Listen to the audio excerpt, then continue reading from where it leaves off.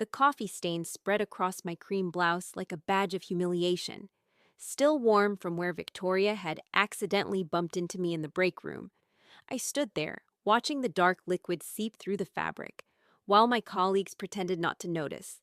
Again, "Oh my God, Emma, I'm so sorry," Victoria said, her voice dripping with false concern as she clutched her designer handbag, the one that cost more than my monthly rent. "You really should watch where you're standing. The break room gets so crowded during lunch." I had been standing still, pouring water into my reusable bottle at the sink. She had walked directly into me, deliberately, as she had done in various ways for the past 6 months, but I said nothing, just reached for the paper towels and began dabbing at the stain. "It's fine," I murmured, keeping my eyes down. "You know," she continued, her voice carrying through the break room so everyone could hear. "If you can't afford dry cleaning, I'm sure someone in the office could lend you something more appropriate to wear. We do have standards here at Meridian Industries." Several people laughed. Not loudly, just enough to sting. I finished cleaning myself up as best I could and returned to my desk in the corner of the open plan office, the one position near the noisy printer and the perpetually malfunctioning air conditioning vent. My official title was Junior Marketing Analyst, but in practice, I had become something else entirely. According to YouTube analytics, 99% of viewers are not subscribed. That's a huge number. By subscribing the channel that is completely free, you'll help support the channel and never miss fresh content. A convenient target, an errand girl, the person nobody had to respect because I never fought back. It hadn't always been this way. 6 months ago, when I first joined Meridian Industries, I had been excited, hopeful even. Fresh out of business school with honors, I had impressed the hiring manager with my innovative marketing strategies and my thesis on consumer behavior patterns. For the first few weeks, things had been normal. Challenging, but normal. Then Victoria Chen arrived. She was everything I wasn't. Polished, connected, confident to the point of arrogance. Her father was a prominent venture capitalist, and she made sure everyone knew it. Within days of her arrival as senior marketing manager, she had identified me as a threat. I didn't understand why at first. I was junior, inexperienced in office politics, and certainly no competition for her position. But then I overheard her conversation with Marcus, our department director, in the copy room. "That Emma girl," Victoria had said, her voice sharp with disdain. "She's always trying to show off with her innovative ideas. She submitted a proposal directly to the VP last week without going through proper channels. Who does she think she is?" "The proposal was quite good, actually," Marcus had replied mildly. Thompson seemed impressed. "Marcus, darling, you're too kind. The proposal was derivative at best. I've seen that strategy implemented a dozen times. She's just trying to climb over people who actually earned their positions. People like us." That proposal had been my analysis of a failing product line and a complete restructuring strategy. I had spent 3 months researching it on my own time, and VP Thompson had indeed seemed enthusiastic. But after that conversation, the proposal disappeared into a black hole, and my slow descent into office purgatory began. Victoria began assigning me tasks that had nothing to do with my job description. Fetch coffee for client meetings, organize her files, make copies, schedule her personal appointments. When I gently tried to push back, citing my actual responsibilities, she had smiled sweetly and said, "Emma, in this company, we're all team players. Or are you saying you're above helping out the team?" Marcus, who should have protected me, backed her up every time. The rest of the team followed suit, eager to stay in Victoria's good graces. Within weeks, I had been effectively demoted to an unofficial assistant, my actual work either ignored or credited to others. The worst part wasn't the menial tasks or the public humiliations. It was the theft. My ideas, my research, my strategies. Victoria took them all and presented them as her own. When I tried to speak up once, she had laughed in my face. "You have proof of that, Emma, because all I have is a junior analyst who seems to have delusions of grandeur. Be careful, or you might find yourself unemployed." So I stopped speaking up.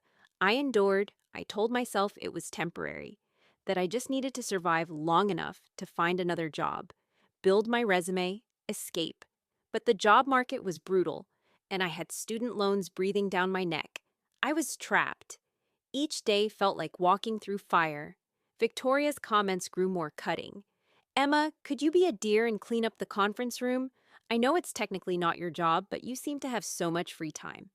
Or, Emma, sweetheart, your outfit is so interesting, very thrift store chic. We have an important client coming in tomorrow, so maybe wear something less distracting. The others joined in with their casual cruelties. Sarah from accounting would leave her half eaten lunch on my desk with a note. Saw you eyeing this earlier. Thought you might be hungry. James from sales would deliberately exclude me from team lunches, then send me messages asking me to pick up food for everyone. Rachel would make comments about how some people just aren't cut out for corporate life while looking directly at me. I absorbed it all in silence, keeping my head down, doing my work and everyone else's, trying to maintain some shred of dignity. At night, I would go home to my tiny studio apartment, sit on my secondhand couch, and wonder how my promising career had turned into this nightmare. My mother had died when I was 16, and my father had worked 3 jobs to put me through college before passing away from a heart attack during my senior year. I had no safety net, no connections, no family to fall back on. All I had was my education and my determination. I couldn't afford to quit, couldn't afford to make waves. So I endured. The announcement came on a rainy Tuesday morning. Marcus called everyone into the main conference room, his face tight with barely contained excitement. I have incredible news, he began, standing at the head of the long glass table. Meridian Industries has just been acquired by Apex Global Corporation.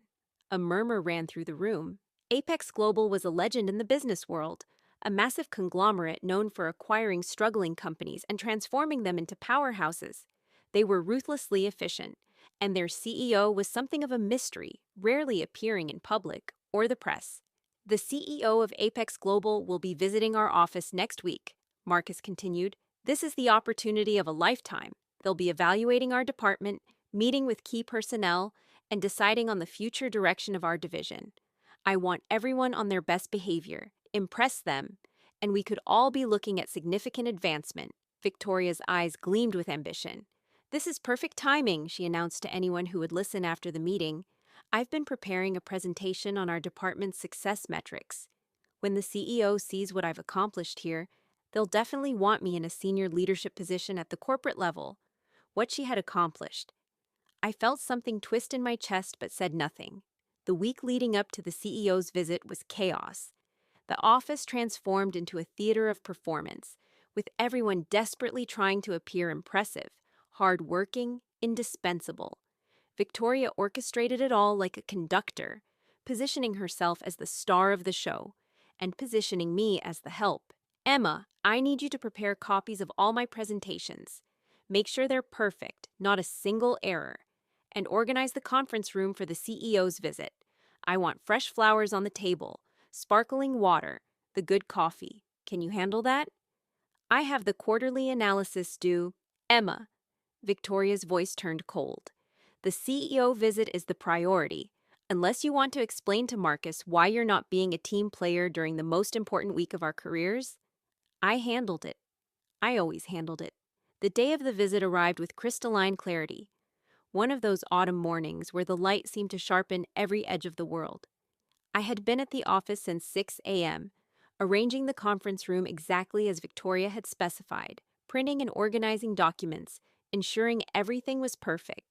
I wore my best outfit, the navy blazer and skirt I reserved for important occasions, though I had no illusions about being included in any actual meetings. By 9 a.m., the office was buzzing with nervous energy. Victoria had changed her outfit 3 times, finally settling on a designer dress that probably cost more than my car. Marcus was practicing his welcoming speech in his office. Everyone had assumed their positions, ready to impress. Emma, Victoria hissed at me as I passed her desk. What are you still doing out here? Go wait in the break room or something. We need to look professional when the CEO arrives, not like we employ charity cases. The words stung, as they were meant to, but I had built up calluses over 6 months of abuse.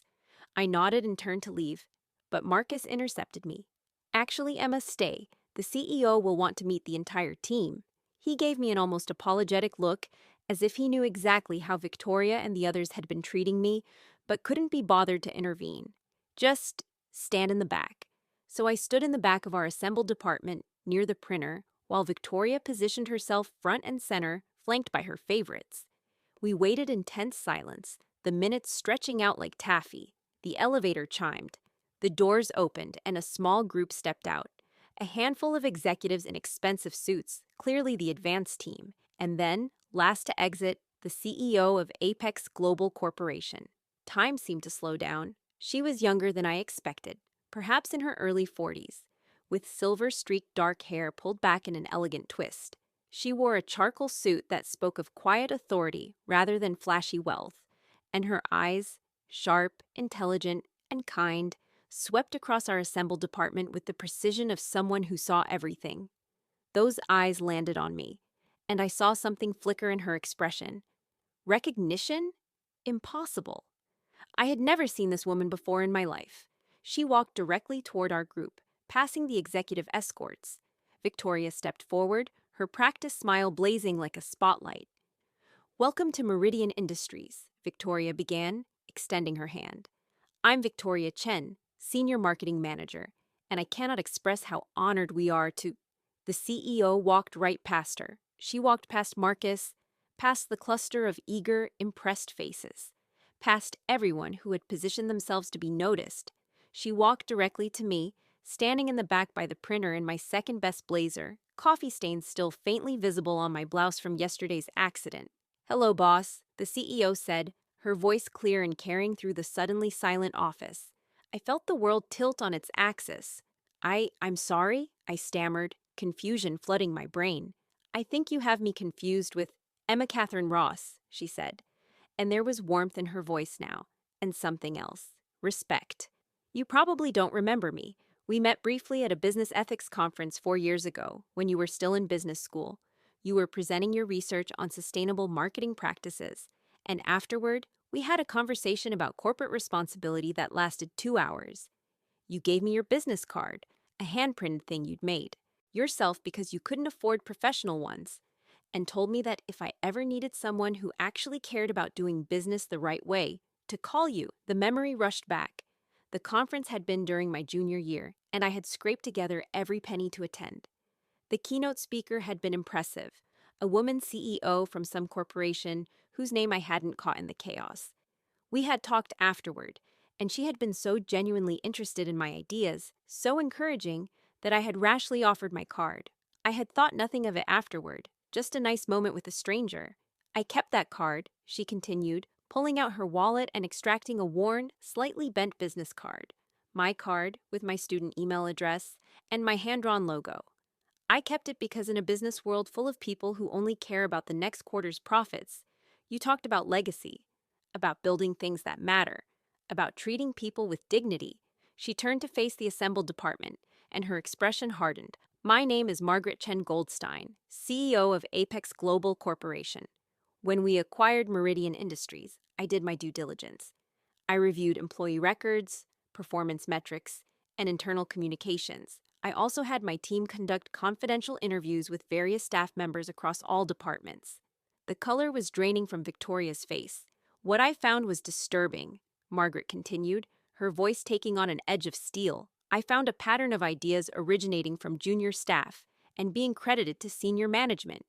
I found evidence of workplace harassment, hostile work environment, and systematic suppression of talent. And I found one name appearing repeatedly in the shadows of every significant innovation this department has produced in the last 6 months. Emma Ross." She pulled out a tablet and began reading. The restructuring proposal for the Phoenix product line that Victoria Chen presented to the VP, Emma's work. The consumer behavior analysis that won the Brightwell account, Emma's research. The social media strategy that increased engagement by 40%, Emma's campaign design, implemented but never credited. My heart was pounding so hard, I thought it might burst through my chest. "Emma," Margaret said, turning back to me, "I've read every piece of work you've produced during your time here. I've seen how your ideas were stolen, your contributions dismissed, and your dignity trampled. I've also seen how you continued to produce exceptional work despite being treated as invisible. That kind of resilience, that kind of integrity, that's what I build companies on." She stepped closer, and her voice softened. "I came here today specifically to find you, to offer you a position as Director of Strategic Marketing for Apex Global's entire consumer products division. You'll oversee a team of 50 with full authority over budget and strategy, reporting directly to me. Your salary will be commensurate with your actual value, not the scraps you've been receiving here. I couldn't breathe, couldn't think, couldn't process what was happening. But first, Margaret said, turning back to the department, let me address the people who created this toxic environment. She looked at Victoria, who was now visibly shaking. Victoria Chen, you're terminated effective immediately, not just from this company, but I'll be making sure that every business leader in my considerable network knows exactly why. You'll find that stealing others' work and creating hostile environments has consequences that extend beyond one job. You can't. My father, Victoria started, but Margaret cut her off. Your father is Howard Chen, and yes, he's a prominent VC. I had lunch with him yesterday and shared the evidence of your behavior. He was, shall we say, not pleased. I believe he mentioned something about cutting you off and making you build your own career without his name protecting you. Something about teaching you accountability. Victoria's face crumpled. Margaret turned to Marcus. Marcus Reeves, you're being demoted to junior analyst. You enabled this abuse through your negligence and your cowardice. You'll stay in that position until you learn what actual leadership looks like, or you'll be terminated. One by one, she addressed the others who had made my life miserable. Some were terminated, others were demoted. All were exposed, their cruelties laid bare in front of the entire office. When she finished, Margaret turned back to me. Emma, do you accept my offer? I found my voice, though it shook. Why? Why would you do all this for me? Her expression softened, because 4 years ago, a young woman with nothing but a homemade business card and a heart full of ideals reminded me why I got into business in the first place. Because I've built my career on finding people of real talent and real character and giving them the platforms they deserve. And because someone once did the same for me when I was standing where you are now, and I swore I'd pay it forward. She held out her hand. So, boss, what do you say? I looked at her hand, then around the office at the faces of people who had tormented me, who had stolen from me, who had tried to break me.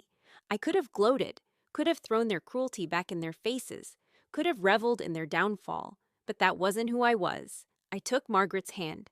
I accept. Thank you. No, Margaret said with a smile.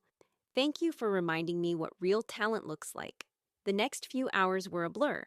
HR processed my resignation from Meridian and my new contract with Apex Global simultaneously. Margaret's team helped me pack up my desk, the few personal items I had been allowed to keep in my corner by the printer. As I was leaving, I caught sight of Victoria, crying at her now empty desk, while security waited to escort her out. For a moment, I almost felt sorry for her. Almost. Emma? She looked up at me, mascara running, her perfect facade completely shattered. I'm sorry. I was jealous, and I was terrible, and I know, I said quietly. But sorry doesn't undo 6 months of hell. Maybe this will teach you to treat people with kindness instead of cruelty. I walked out of Meridian Industries for the last time, into the autumn sunshine, with Margaret beside me. You didn't gloat, Margaret observed as we walked to her car. Most people in your position would have.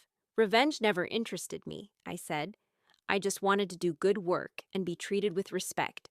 You've given me the chance to do both. You've given yourself that chance, Margaret corrected. I just opened a door. You're the one who survived 6 months of abuse without compromising your integrity or your work ethic. That's all you, boss.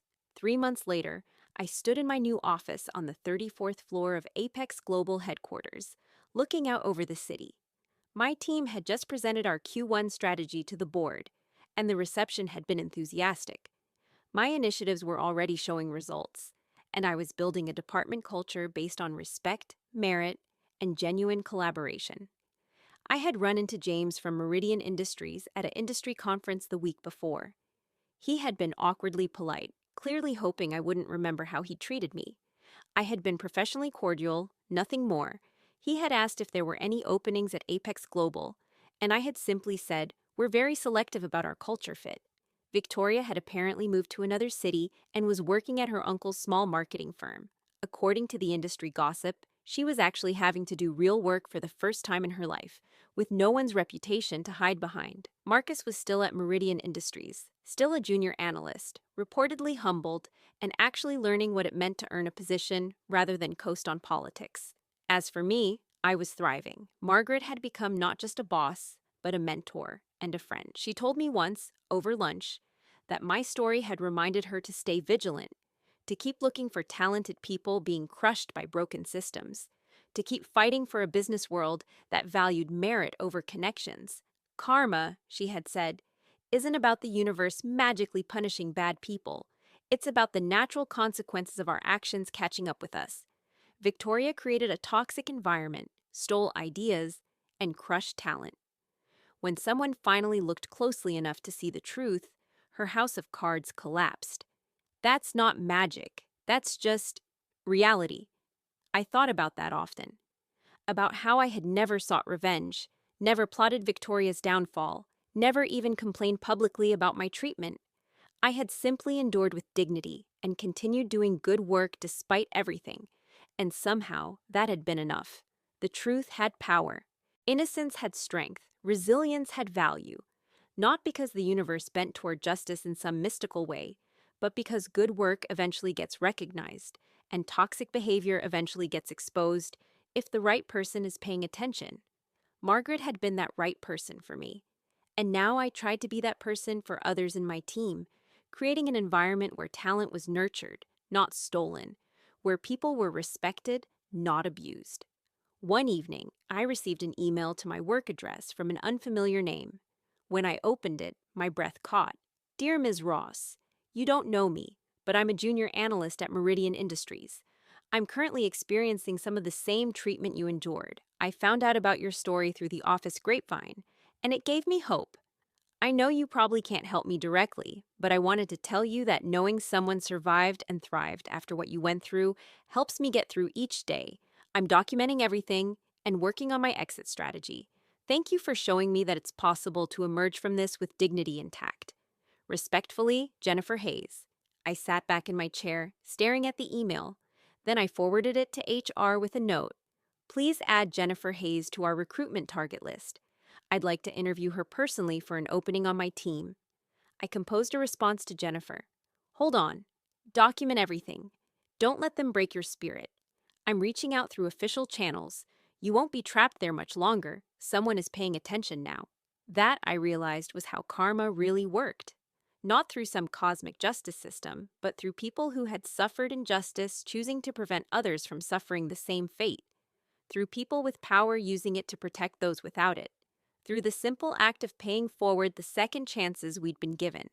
Victoria had treated me like a maid, had stolen my work, had tried to break my spirit. But in doing so, she had inadvertently connected me with Margaret, who saw my true value. And now I was in a position to help others like Jennifer, to interrupt cycles of abuse before they destroyed more promising careers. That evening, I stood on my apartment balcony, a much nicer apartment now, and watched the sun set over the city. I thought about my parents, who had sacrificed so much to give me opportunities. I thought about my younger self, clutching that homemade business card at a conference, nervously approaching a CEO with nothing but ideas and hope. I thought about that morning in the office when Victoria had bumped into me, spilling coffee on my blouse, trying to humiliate me one more time. How I had stood there, absorbing the indignity with quiet resilience, not knowing that in just a few hours, everything would change. I hadn't needed to seek revenge. I hadn't needed to plot or scheme or become bitter. I had simply needed to survive with my integrity intact and wait for the moment when truth could finally be seen. Margaret had looked at me and said, "Hello, boss."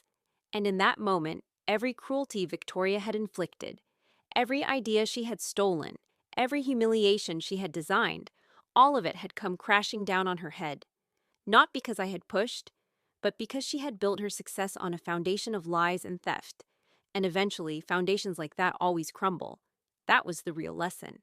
Not that good people always win, or that bad people always lose, but that actions have consequences. That building a career on stolen work and crushed spirits is building on sand.